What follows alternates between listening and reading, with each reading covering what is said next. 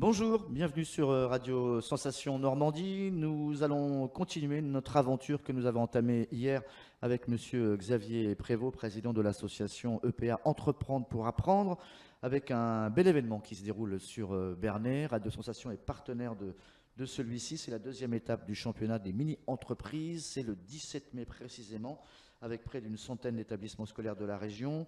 Ils seront 80 à 85. On va avoir quelques précisions avec Monsieur Prévost. Rebonjour. Monsieur Bonjour. Prévost. Donc 80, 86, vous me disiez, on n'a pas de... Donc 80 mini-entreprises, 5 jeunes par mini-entreprise, plus des enseignants, plus des accompagnateurs. Il y aura beaucoup de monde à Bernay.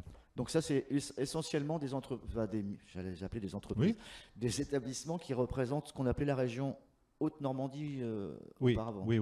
D'accord. Donc nous avons 80 mini-entreprises en région Haute-Normandie qui participent au concours, qui viennent de toute la région, hein, donc du nord de la région, de l'ancienne région Haute-Normandie, donc de Dieppe, en passant par Rouen, Le Havre, Yvetot, Neuchâtel, etc., etc.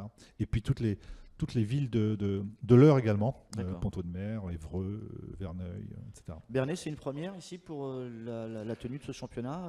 Alors, c'est la première fois que nous venons à Bernay pour la deuxième partie du championnat. La politique d'entreprendre pour apprendre, association régionale, c'est de pouvoir profiter donc tous les ans en première partie de championnat de la Foire internationale de Rouen, ce qui veut dire que nous proposons à chaque mini-entreprise d'exposer pendant une journée comme un exposant normal à la Foire internationale de Rouen, et puis en deuxième partie de championnat, donc en fin d'année scolaire, généralement au mois de mai, de participer à un grand oral. Donc ça consiste, chaque mini-entreprise doit présenter oralement son projet. Et donc ça, nous avons fait le choix d'être itinérant et de pouvoir chaque année changer de ville. Donc nous avons été au Havre, nous sommes allés à Évreux, nous sommes allés à Dieppe, nous sommes allés à Val-de-Reuil. Et cette année, nous sommes très heureux de venir à Bernay. Alors sur la première étape à Rouen, donc il y avait une notation, je crois, sur Oui. la tenue du stand, Oui. de l'argumentation commerciale, la présentation du produit. Et là, c'est un peu comme un devoir d'éloquence, quoi. C'est le grand oral où on présente l'entreprise en très peu de temps et on est noté. Tout à fait, tout à fait. Donc là c'est exactement ça. C'est un grand oral où on va devoir, de manière synthétique, présenter son projet, le travail d'équipe, et de le faire devant un jury composé là, à parité du monde de l'enseignement et du monde de l'économie. Donc en général, le jury est composé de 4 personnes. Donc il y a 2 personnes qui viennent de l'économie, 2 personnes qui viennent de l'enseignement. Et chaque mini-entrepreneur, chaque mini-entreprise doit pendant 5 minutes exposer son projet. Donc pour ceux qui ont déjà fait l'exercice d'un grand oral devant un jury, ils peuvent imaginer ce que ça peut vouloir dire pour notamment des collégiens. Moi, ce que je peux vous dire, c'est que d'abord, ils vont être brillants tous, et qu'entre l'avant-jury et l'après-jury, ce ne seront plus les mêmes. Est-ce que ça veut dire que, sans vouloir dévoiler quoi que ce soit, que certains ont pris un peu d'avance avec les standards Rouen et où tout peut se jouer là sur... Tout va se jouer. il y a un quota de 300 points à distribuer d'après ce que Oui, mais tout va se jouer au grand oral. Pendant l'exposition de la foire de Rouen, alors bien sûr, il y a forcément des gens qui ont... C'est la rencontre avec le public déjà, avec le Oui, vrai public. il y a forcément des notes qui sont meilleures que d'autres, mais pour autant, tout le monde a sa chance, puisque l'oral, c'est très important. Donc c'est ce devoir, en tout cas, de présentation, un peu comme font les avocats à Caen. On y passe tout seul. C'est sur une équipe de combien Donc généralement, ce sont 5 élèves. Hein. C'est 5 élèves qui doivent présenter leur projet. Donc non, on ne se présente surtout pas seul. Et là aussi, nous mettons forcément en avant le travail d'équipe. Donc il faut que le jury comprenne bien comment ça fonctionne. Donc il faut que les 5 présents puissent participer à peu près à hauteur égale ou en temps égal sur le temps de jury, sachant qu'ils doivent aussi choisir quels seront les 5, puisque vous imaginez bien qu'une classe, ce n'est pas 5 élèves, et qu'une mini-entreprise, ce n'est pas seulement 5 élèves. Donc ils vont devoir déjà, avant de venir à Bernay, faire le choix, quels sont les 5 qui vont représenter la mini-entreprise, et parmi ces 5-là, comment vont se distribuer les rôles de chacun, avec un temps de parole à peu près égal. Personne n'est mis à l'écart, tout le monde participe. Personne n'est mis à on l'écart. choisit au final. Personne n'est mis à l'écart. Chacun a un rôle très important aussi. Il y a 3 étapes, parce que là, c'est la finale, c'est sur Paris, c'est ça? Alors, ça se termine pas là. nous, ici en Normandie, on organise le championnat Normandie, mais les gagnants collège, les gagnants lycée et les gagnants post-bac et aussi les gagnants insertion, puisque nous avons un championnat côté insertion, seront invités à participer au championnat national qui lui aura lieu à Paris. Et donc là aussi, il y aura un champion national. Sachant que nous avons déjà, nous ici en Normandie, été primés, puisque l'année dernière, nous avons été champions post-bac. Hein. D'accord. Ça se passera à Montrouge les 7 et 8 juin. Oui. Est-ce qu'il y a des bêtes, ceux qui gagnent tout le temps, et hein, entre guillemets, on en a un peu marre que ce soit toujours les mêmes, qui sont ceux qui raflent tout? Non, parce que j'avais compris, il y avait des établissements qui étaient tout le temps dans les premiers. Ouais. D'abord, ce ne sont jamais les mêmes qui gagnent, puisqu'il n'y a pas de redoublant dans la mini-entreprise. Donc, ceux qui sont cette année ne seront pas ceux qui sont l'année prochaine. Donc, même à la limite, si l'établissement gagne 2 fois de suite, ce ne sont pas les mêmes élèves. Donc, ce n'est jamais les mêmes qui gagnent. En revanche, il peut y avoir certains, ou parrains, ou certains enseignants qui peut-être ont compris un peu différemment l'objet et qui vont mettre un peu plus l'accent sur le championnat et avoir des résultats qui sont un peu plus redondants, si je peux dire. Implication sur Bernay, autre que ceux qui vont concourir.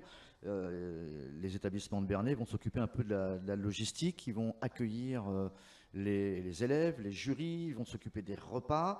Ça, c'est aussi important, en tout cas, de prendre en main quasiment un événement tout seul. Ouais. Je crois que là, encore une fois, c'est un moment très très très important pour les jeunes qui vont venir. On a du mal à imaginer l'importance et l'engagement qu'ils mettent. Et donc moi je tiens à remercier la ville de Bernay pour l'accueil du championnat. Vous allez voir, pour ceux qui vont être en ville ce jour-là, vous allez avoir beaucoup de jeunes dans la ville de Bernay.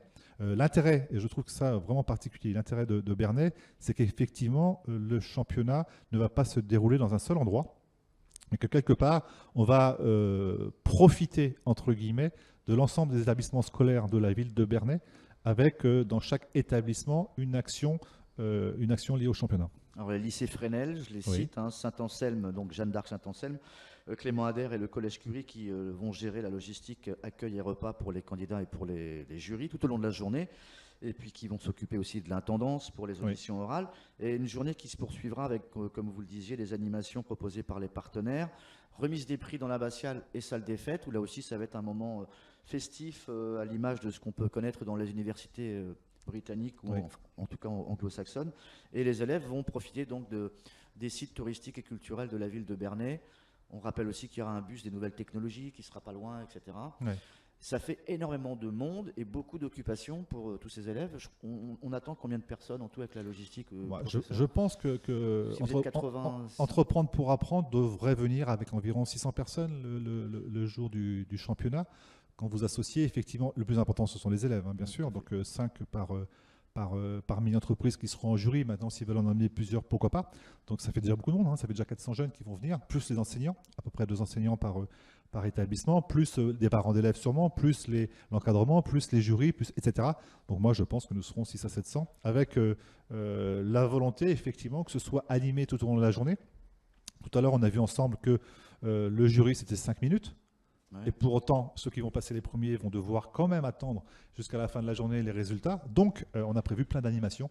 Vous en avez cité quelques-unes, notamment effectivement le fait de pouvoir leur proposer une animation, une activité nouvelle technologie avec le bus.